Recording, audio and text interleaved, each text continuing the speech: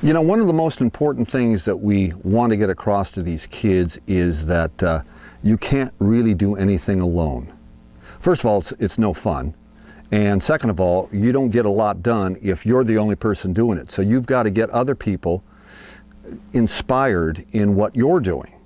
I mean, I couldn't be doing Slickers if I didn't have all these people that were inspired by what we're doing helping. I mean, just no way. I'd be doing it in my backyard with a horse and, you know. So it's important. And so that's why we do these teamwork exercises.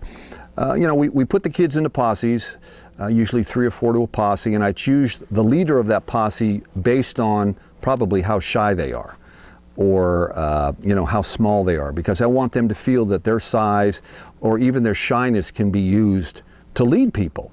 Because leadership is about example. You lead with example and you lead with passion. You don't have to tell people what to do. I don't feel that's leadership. You basically, you know, you do what you need to do, and people say, oh my gosh, that's exciting, look what they're doing, and they follow. So these teamwork exercises are great, and we have a posse who basically decides what we're going to do. Now we have a round pen, a bunch of panels that we put together, and you can shape it in a round pen or you can shape it in a square, and the kids decide on what shape it's going to be, right? So you got 9 or 10 panels, and they basically construct this whole thing. You know, Bill, you go over here and you take this panel and you move it over here, and the kids are moving it together and they shape it, and we get some great shapes. And a lot of times we end up with, good Lord, we had an octagon one time, and then we had 2 diamonds facing each other. Then what we do is we talk to them about there are different purposes for different shapes of a pen. So we tell them to put it into a round pen, you know, just a round area with 10 panels. And we bring a horse into that area, and we show them that the horse can move freely around in that round pen, doesn't get stuck with a corner or anything. And then we talk to them about what we do in order to work with a horse.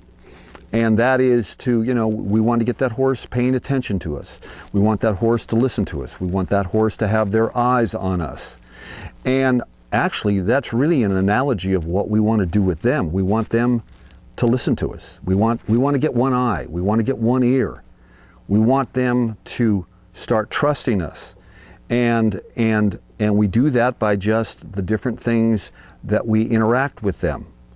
And we interact with this and we interact with that, and you see, okay, now they're listening to us a little bit more. Oh, they're involved a little bit more here. And as the day progresses, we find that we have both eyes and we have their 2 ears. And now we're all kind of just moving together as a unit. You ever seen a flock of birds?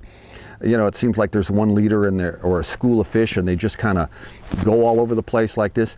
That's what happens at the end of the day. All of us together, the adults, the volunteers, the wranglers, the slickers, we're all kind of moving as a unit now. And we're all kind of thinking about it, and we're all kind of present in the moment. Being present in the moment is so powerful, to be able to be there doing something while you're doing it, as opposed to having your attention, you know, on something else. Your attention's all focused, all right there, focused on what you're doing. That's power.